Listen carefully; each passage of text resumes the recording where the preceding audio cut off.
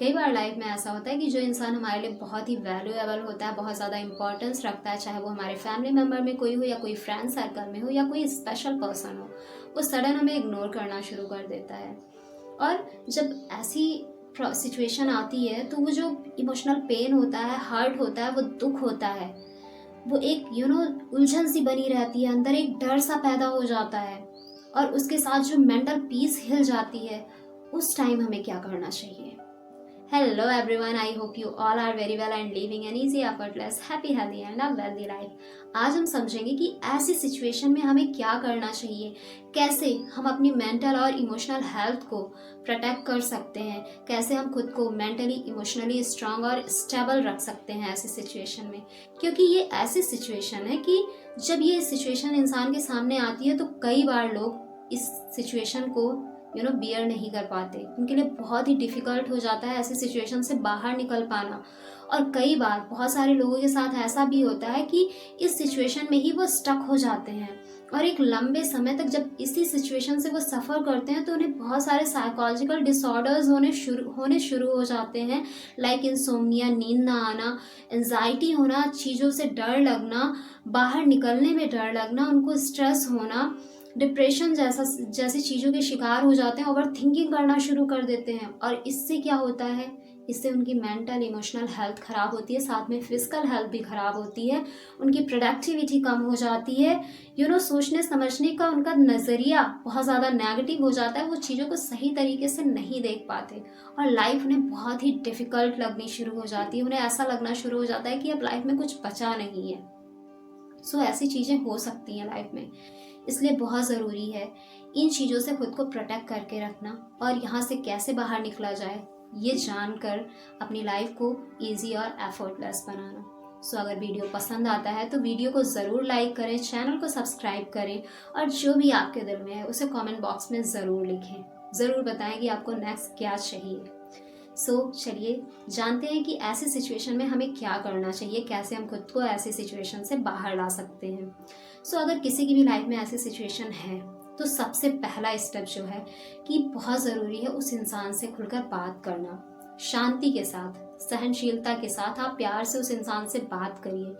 क्योंकि अगर ऐसी सिचुएशन आई है तो रीज़न कुछ तो होगा, मे बी मिसअंडरस्टैंडिंग हो गई हो किसी बात को लेकर, या फिर ऐसा भी हो सकता है कि उस इंसान की लाइफ में कोई पर्सनल प्रॉब्लम्स आ गई हो, कोई इश्यूज ऐसे आ गए हो जो आपके साथ शेयर नहीं कर पा रही या कर पा रहा, इस वजह से कम्युनिकेशन कम हो गया है, उसने अपने आप को थोड़ा दूर करना आपसे शुरू कर दिया है। क्योंकि हो सकता है उसे लगता हो कि जब वो इंसान आपसे बात करेगी या करेगा तो वो अपनी सिचुएशन आपको बता सकता है, जिससे हो सकता है आपको इश्यूज आने शुरू हो जाएं, दैट इज़ वाई उस इंसान ने आपसे दूरी बना ली हो।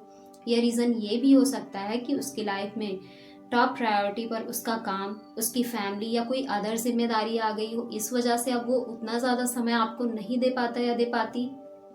और ये भी हो सकता है कि शायद अब आप उसकी लाइफ में उतना ज़्यादा इम्पोर्टेंस नहीं रखते हैं। बात करना बहुत ज़रूरी है, क्योंकि जो जेन्युइन रीज़न है वो आपको इधर उधर से नहीं पता चलेगा। आप उस इंसान से खुलकर बात करिए, उस इंसान के द्वारा ही आपको पता चल सकता है कि आखिर इसके पीछे का कारण क्या है। और अगला स्टेप है कि आपको उसके पर्सपेक्टिव से, उसके नज़रिए से उस सिचुएशन को देखना है। आपको खुद को उसके सिचुएशन में ले जाना है कि अगर आप उसकी जगह होते तो आप क्या करते। यहाँ से आपको बहुत सारी इंसाइट मिलेगी, आपको समझ में आएगा कि आखिर वो इंसान अगर ऐसा कर रहा है तो वो क्यों कर रहा है, और इससे आप खुद को मेंटली इमोशनली प्रोटेक्ट कर पाएंगे। अगला स्टेप है कि ऐसा कुछ अगर होता है तो अब आपको खुद को बिजी करना बहुत ज़रूरी है। क्योंकि ऐसी सिचुएशन जब आती है तो इंसान का किसी भी काम में मन नहीं लगता और वो मेंटली या फिजिकली इमोशनली किसी भी चीज़ पे फोकस नहीं कर पाता। पर यहाँ खुद के साथ थोड़ा हार्ड होना पड़ेगा। किसी काम पर आपका जो भी पैशन है, जो भी हॉबीज़ है या आपका जो काम है डे टू डे, वहाँ पर खुद को बिजी करिए, अपने माइंड को वहाँ डाइवर्ट करिए, अपना फोकस उस पर लगाइए और नई स्किल सीखने पर लगाइए, नई चीज़ों को एक्सप्लोर करिए, नए लोगों से मिलना शुरू करिए, एक नया अपना सोशल सर्कल बनाइए। क्योंकि इस सिचुएशन में सोशल इंटरेक्शन बहुत ज़रूरी है। कई बार ऐसा होता है बहुत लोगों के साथ, जब ऐसी सिचुएशन आती है तो वो खुद को अकेला कर लेते हैं।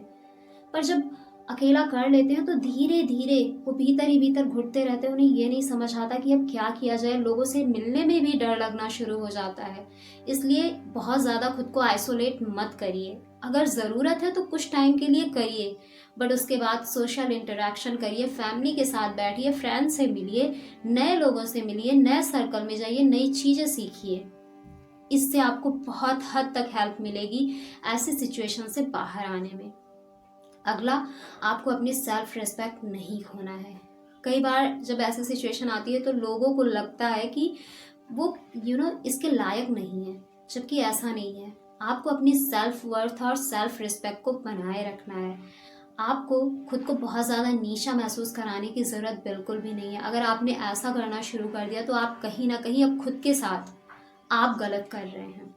अपनी सेल्फ वर्थ को बनाए रखिए, और अगर आपको लगता है कि वो इंसान आपके साथ इंटरेक्ट नहीं करना चाहता तो उसके पीछे ना पड़े, उसे प्यार से शांति के साथ जाने दें, ना कि फाइट करके और डिबेट करके। बिल्कुल भी नहीं, शांति से उसे जाने दें। और आप भी अपने अपने आप को अपनी सेल्फ रिस्पेक्ट को बना कर रखें। इससे आप इमोशनली और मेंटली स्ट्रांग बनते हैं। और नेक्स्ट है, अगर अब आपको लगता है कि अब मूव ऑन करने की ज़रूरत है, आप वहाँ मूव ऑन करिए। क्योंकि कोई भी रिश्ता हो, चाहे वो फ्रेंडशिप हो या फैमिली मेम्बर्स के साथ हो या कोई स्पेशल पर्सन के साथ हो, जब तक वो दोनों साइड से गिव एंड टेक इक्वली नहीं होता, कोई भी रिश्ता एक लॉन्ग टर्म तक नहीं चल सकता। So mutual give and take बहुत ज़रूरी है। लेकिन अगर अब आपको लगने लगा है कि बहुत लंबा समय निकल गया, बट स्टिल आप ही दिए जा रहे हो, वापसी में आपको कुछ नहीं मिल रहा है सिवाय इग्नोरेंस के, तो अब यहाँ बहुत ज़्यादा ज़रूरी है आपको मूव ऑन करना, लाइफ में आगे बढ़ना। क्योंकि अगर ज़्यादा टाइम तक स्टक रहे तो फिर आगे चलकर आपकी प्रोडक्टिविटी, आपकी mental health, emotional health, physical health सब खराब होनी शुरू हो जाएगी। आप लाइफ में आपको ऐसा लगने लगेगा कि अब आप कुछ करने के लायक नहीं बचे, जीना अच्छा नहीं लगेगा, लोगों से मिलना पसंद नहीं आएगा। इसलिए बहुत ज़रूरी है कि खुद को आगे ले जाएं, मूव ऑन करें, चीज़ों को अब जाने दें जो हो गया, क्योंकि वहाँ जाकर आप उसे बदल नहीं सकते। हो सकता है कुछ नया अनफोल्ड होने वाला हो आपकी लाइफ में, क्योंकि फ्यूचर किसी को नहीं पता है। आज आप जितना प्लान करते हैं वो भी आगे चलकर उतना नहीं कर पाते, मोस्टली लोगों के साथ होता है। सो आगे बढ़िए एक होप के साथ, एक विश्वास के साथ कि जो हो रहा है अच्छा हो रहा है और जो होगा वो अच्छा होगा। और फिर देखिए, लाइफ वाकई में बहुत ही ब्यूटीफुल है। बस आपको खुद के साथ जुड़े रहना है, खुद की रिस्पेक्ट, खुद की वर्थ, खुद की वैल्यू बनाकर रखना है, खुद के लिए खुद से प्यार करना है। और फिर देखिए चीज़ें कैसे ब्यूटीफुल चीज़ें आपकी लाइफ में अनफोल्ड होती हैं। सो अगर ऐसी कोई भी सिचुएशन है तो इन सारे स्टेप्स को ज़रूर फॉलो करिए, आपको 100% पॉजिटिव रिजल्ट्स मिलेंगे। So see you in the next video. तब तक के लिए bye bye and take care. Thanks for watching.